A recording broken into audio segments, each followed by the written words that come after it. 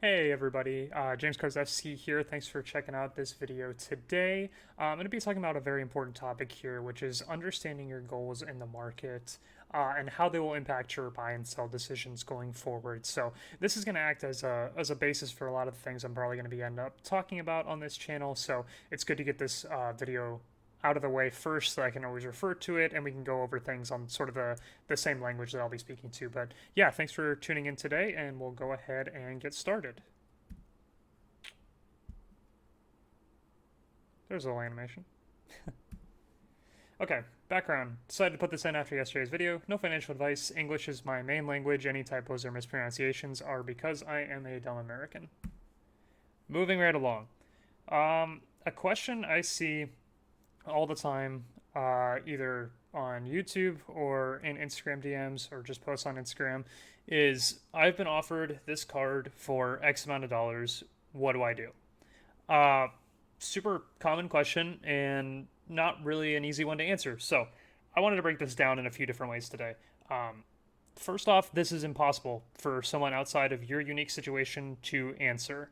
I'm not going to be able to give direct advice to whoever's watching this video on any particular card because I don't know what your financial situation is. I don't know what your goals on the market are. And today we're going to go over these things so that you can make that decision for yourself without reaching out to somebody else and hoping that they can give you the right answer for your situation. So like I said, impossible for someone outside your situation to answer. The first step in answering this question is setting your financial rules for yourself in cards. So whether that's setting aside $1,000 from your bank account to spend on the stock market and never adding more, or setting aside a certain amount, say $100 a month from every paycheck to spend on the stock market and not exceeding that, you need to have a determined amount of money that you will be spending on the market, and you should not exceed that. Otherwise, you're going to get yourself into trouble when it comes to FOMO or trying to buy things out of your current price range when you just don't have the means to do so. So, if you haven't set aside these goals yet and you're in the market, definitely do this because you're going to get yourself in a lot of quick trouble if you don't.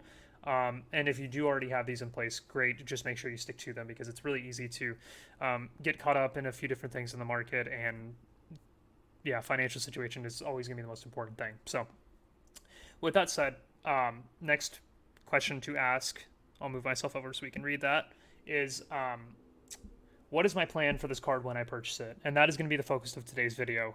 This depends what your goals are in the soccer card market, and that will guide your answer to should I buy this card for X amount of money. It's what are you planning on doing with it once you have it? And so we'll talk about that in a little more detail as we go through the slides. So, this is a fun little slide I built today. These are categories that I made up myself. Nothing sciencey about this. This is just my own personal opinion of the market participants that we currently see in our market. So on the far left-hand side, you have the more hobby related participants, and on the far right-hand side, you have the profit seekers in our market. So on the far left-hand side, you have true collectors, followed by consolidators, passive investors, active investors, and then true flippers. And I'll be going through all these different categories of market participants in the next few slides, but this is basically how I summarized our market in 5 distinct groups. All right, so we'll start with the true collector. So the true collector has a primary goal of buying cards of players, teams, sets, parallels that they like with the intent to hold them in their personal collection regardless of the market conditions. They're primarily focused on just buying things they like and secondarily focused on what happens to the price of these items as the years go on because it was never meant really as an investment. They just bought it because they liked it and wanted to have it in their collection. So an example of these people would be a true collector of Bayern Munich. They buy cards of their favorite players of the club because of their personal attachment to that player. Another example would be a true collector of the 2017 Topps Chrome Purple Refractors. I actually met a guy at a show that does this. He's attempting to complete the set that they love. Should say they. He's attempting to complete the set that he loves while also sticking within his budget, and so that's his true collector goal, is to complete this set. He doesn't plan on selling it in the future. He just wants to complete his set, and so that is the archetype of a true collector in the market. So now we'll get into breaking down how this affects your buying decisions knowing what archetype you're in. So I've been offered this. We'll use this Kamavinga card. I've been offered this card for X amount of dollars. What do I do? A true collector would ask themselves, do I have a personal attachment to Kamavinga? And do I have a personal attachment to Merlin set or Superfractors? If the answer to these questions are no, then they're not going to buy it almost no matter what the price is. Now, obviously, if it's $5 when it should be, I don't know, 5,000. I don't know what this actually goes for. Probably somewhere in the 5,000 range. But anyways, besides the point, this person would not be interested in it. So unless they are an attached person to Kamavinga for whatever reason, whether that be the club he's currently on, the club he formerly played for, or France, etc. Personal attachment to Kamavinga, personal attachment to Merlin set or Superfractors. If those answers are no, they're not going to buy it. It really doesn't matter what the price is. They're just not interested. So if that true collector is you, these are the questions that I would recommend you start answering for yourself when you get offered something. Okay, then we'll move into Consolidator. I think a lot of people fall into this category. This is where you use the soccer card market funds that you have set aside to buy affordable cards and then use your market knowledge that you've gained to flip your way into bigger cards. An example of this person would be someone that wants to buy the Alifa Pele. They don't have enough money to do so, so they use their market knowledge and smart buying and selling decisions to eventually work their way up to have enough funds to make their Grail purchase. A key factor of this will be that the money they make in the market will stay in the market, because even though they bought a raw card for $5, they graded it with SGC, and they sold it for $50, that $50 will then be reinvested back into the market to buy more cards to continue building that bankroll and capital until they can eventually get up to the, I don't know, what is it, $20,000 to buy that Alifa Pele. They'll take that $20,000, they'll buy the Pele, that money is staying in the market. So important distinction there, as we'll go through some of the later categories in the future. Let's talk about how consolidators would view this question here.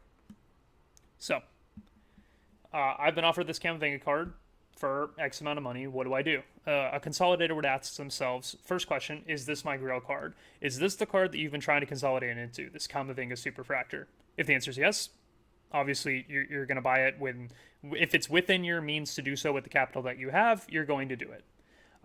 The second question would be, if it's not your Grail card, do I believe that this card is at a price level that I can make a good return on in the near term so I can continue building my capital? If not, don't buy. Pretty self-explanatory here, because the goal is to continue building that cash flow and capital to eventually buy your Grail card. Unless this card in the near term is going to help you reach that, there's not really a reason for you to be purchasing it. So yeah, you just wouldn't be interested in this for a long-term sort of hold, because the longer you're into other things, the longer you're removed from getting your Grail. So it's unlikely that a consolidator is interested in this card unless they have come to the conclusion that they will be able to turn a quick or near-term profit on it in order to eventually get up to their Grail card. Okay, on to the next one, passive investor. So this one's going to take a few different forms here, but the primary goal is that they believe in soccer cards as an alternative investment to stock market or whatever other market you want to put out there. They believe in it as an alternative investment class. Their purchase is going to purchases they make are primarily to hold on a long time horizon. So they're planning on buying something because they believe in this market, and they're going to sell it many, many years down the road when they believe this will have returned them a big return, however they have deemed that big return to be. So an example of this person would be, first, a person that knows very little about the soccer market but has been told or has done limited research to understand that Messi 71 Biz is seen as a great long-term investment. They then purchase the card and hold for years, and they're comfortable waiting on the returns in the long run. Another example would be a person that loves soccer, has done deep research into the market, and has concluded that through that research, 71 Biz is a great long-term investment. They purchased the card with the intent to hold for years, but they do intend to sell this down the road. And this is what separates the passive investor from the consolidator, is the fact that once they reach that purchase or Grail card or whatever it is that they're investing in, their plan is to sell their positions once it reaches that certain point. So the key at the bottom, passive investors have intent to sell their positions. Money will possibly leave the market at this time rather than be reinvested. So the person buys the 71 Biz for, let's say they bought BGS 9 for 15 grand. They wait 10, 15 years. It's now 50 grand. They say, I'm comfortable with that. They take their 50 grand out, and they're probably not reinvesting it into the soccer market again. They made their play, and they're comfortable with the profits they made, and they will use that money for whatever else they want to use it for in life. So that's what separates this class from the consolidation class. Okay, let's go into how this class of market participant would go about answering this question. So they got offered the Camavinga. What do? Passive investor asks themselves, do I believe in the long run this card will give me great returns? It's a really simple question because passive investing in its truest sense is very simple. If the answer to this question is no, whether that be from what they've done research on or opinions that they've received from other people, if the answer is no, they will not buy. They don't plan on being an active participant in the market to make those short-term flips. They only care about the bigger picture and a long time horizon. And so if they don't believe in this card for that reason, they just won't purchase it. Okay, moving forward to the active investor. This is what I believe is probably the biggest segment of the market right now.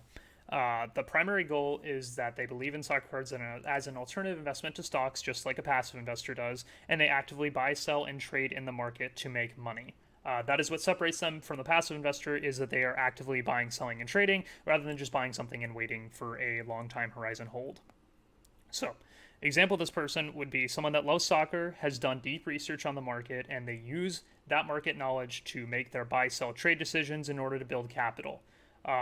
Distinct difference from the previous ones we talked about is this capital may or may not leave the market. So down here, it says in the key, active investors have intent to buy, sell, trade anything in portfolio at the right price at any time. So as much as they love the soccer market, the reason they're in this market is they want to use it to make money. So if there's a card they love in their collection, if the price is right, they will move it. Yeah, so basically what it says here, anything in their portfolio at the right price at any time will be moved. The money they make on deals may or may not leave the market through reinvestment. In this class, I would say that people are using the money they make on the market to not only finance further things they're buying in the market, but perhaps using it to finance other things in their life, like, I don't know, even as simply as paying for movie tickets, paying for food, paying for rent. They're just using the money for other means as opposed to purely just reinvesting it into the soccer market. And that's, again, what separates this class from a consolidator or a true collector, is the fact that they're using this money outside of the market. So they make $5,000 on a card. Rather than that $5,000 going straight into more cards, that $5,000 gets split into $1,000 going to rent, another $1,000 going to food for the month, and then $3,000 maybe being reinvested. So that's how I would separate the difference between the few classes.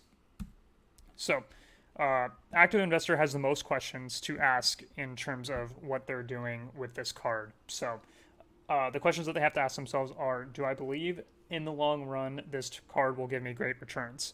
If yes, they'll buy it because they're actively investing. If a long time horizon is probably okay for them. Secondly, do I believe this card in the short term will give me great returns? If the answer is yes, they'll buy it as well because they're playing the short and the long game with their active investment status. Third, do I believe I can immediately flip this card for a small margin? If yes, they'll probably do that as well, seeing as they're actively trading in the market and using that money to fund other things. That's probably a good question they would ask themselves, and if the answer is yes, they would do it and then take that money. So if they go through all these questions and they come to the conclusion that no, it's not a good long-term investment, it's not a good short-term investment, and I can't flip it for easy margins, they're not going to buy it. Which will take us to our last little group here, which is the true flipper. I don't believe there are too many of these in our market, but they are definitely present, and you see them at shows all the time if you go to shows in the United States. So true flippers, they see cards as nothing more than a money-making vehicle. That's it. They could be flipping comic books, sports cards, business cards, whatever it was. It's just a money-making vehicle for them. They flip cards for margins while the market is hot, and they will leave when the market is down and the margins are gone, or the margins aren't good enough for them to continue doing what they're doing in the market. There are a couple examples of this. Example one could be, like we said in the previous one, a person that loves soccer and has done deep research on the market. They use their market knowledge to buy, sell, trade decisions to build capital. But in this case, the capital is used for living expenses and other things and therefore will not return to the market. They are purely taking that profit and sending it somewhere else and will not be reinvesting into the market at all.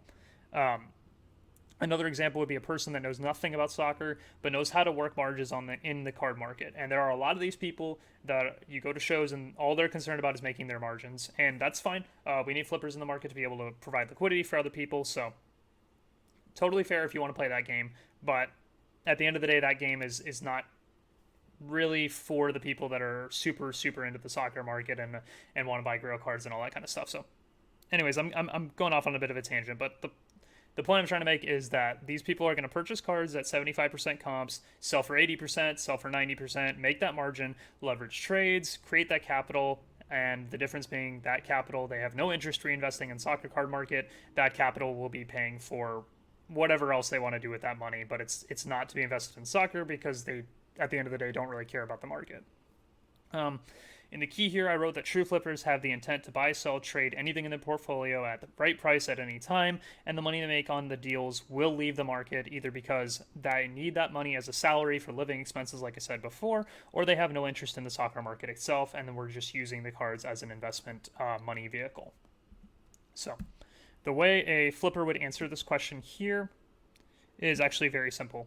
I've been offered this Camavinga card. What do I do?